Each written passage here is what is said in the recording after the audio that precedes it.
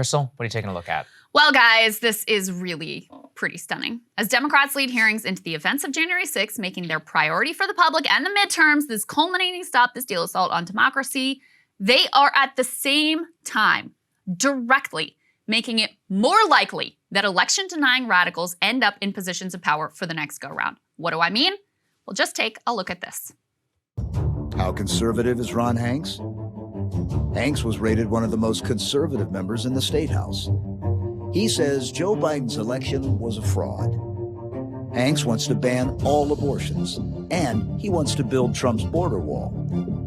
Hanks even sponsored a bill that would allow concealed carry with no permits. Ron Hanks, too conservative for Colorado. Democratic Colorado is responsible for the content of this advertising. Okay, so that's an ad seemingly attacking Republican Senate candidate Ron Hanks as he tries to win the Republican nomination. So he's in his primary. Except it's not actually an attack ad at all. No one actually trying to take down a Republican in a GOP primary would argue the candidate was, quote, too conservative. Such attacks would only serve to bolster that candidate among a conservative base.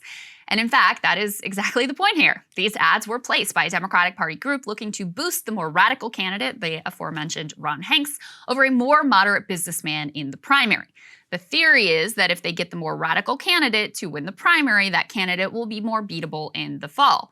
Of course, there's an obvious, massive downside to this strategy. If Mr. Crazy Pants gets through the primary, given what a challenging year it is for Democrats, there is no guarantee that Mr. Crazy Pants does not end up as your next senator from Colorado. Democrats also thought it'd be wonderful if Trump won the 2016 GOP nomination because he'd be so easy to beat. How'd that one work out for you? And this particular candidate, he really is truly a nut job. He is 100% in on Stop the Steal. He even admitted to joining the rioting mob that breached police barricades on January 6th. Ron Hanks' opening ad literally shows him blowing up a Dominion voting machine. As Americans come to realize Biden's incompetence, a growing majority believe he was not fairly elected. Evidence of fraud in multiple states support their conclusion. I know because I attended recounts and audits in multiple states. As our next senator, I will fight for our conservative values, and I'll start by targeting our broken election system. I'm Ron Hanks, and I'm running for the United States Senate. I'm Ron Hanks, and I approve this message.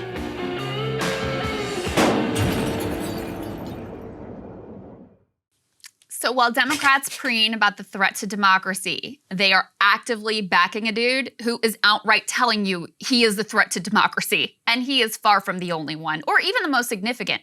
Democrats ran ads to help genuine crazy person Doug Mastriano win the primary for governor of Pennsylvania. In fact, Democratic nominee Josh Shapiro spent more on a single ad for Mastriano than Mastriano spent on ads in his entire campaign.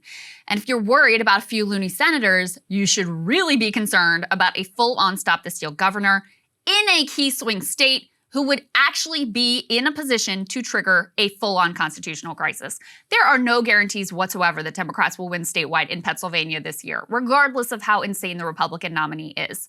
Mastriano was so involved in Stop This Deal that he has literally come up in the January 6th committee's testimony.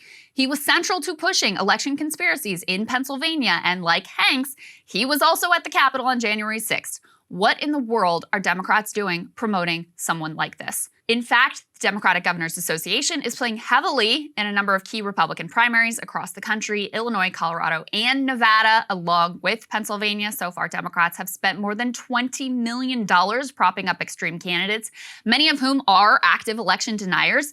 In each case, they are bolstering candidates who are considered too fringe to win in the general. But are you absolutely sure you want to bet on that? It's just one more instance of Democratic words and actions being completely at odds, like how they claim to be horrified by gun violence and by the imminent destruction of Roe versus Wade, but then they dragged an anti-choice, NRA-backed incumbent over the finish line. He's also under investigation by the FBI, so great stand for integrity there as well.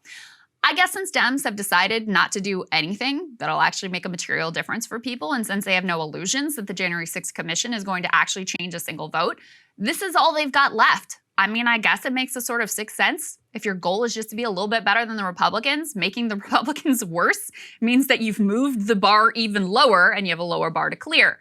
An ugly race to the bottom that has no end in sight. And Sagar, since I wrote this, I've seen cable news is ripping us apart, dividing the country, making it impossible to function as a society, and making it impossible to know just what is true and what is false. But the good news is they are failing and they know it. That is why we're building something new, a new mainstream, a healthier one, something more trustworthy, something that we are going to need in one of the most pivotal times in American history. We are building up here for the midterms, for the upcoming presidential election, but we need your help. So if you can help us out by becoming a premium member today at breakingpoints.com, we're trying to change America for the better and the entire world. So what are you waiting for, guys? Go to breakingpoints.com and sign up and help us build a new mainstream.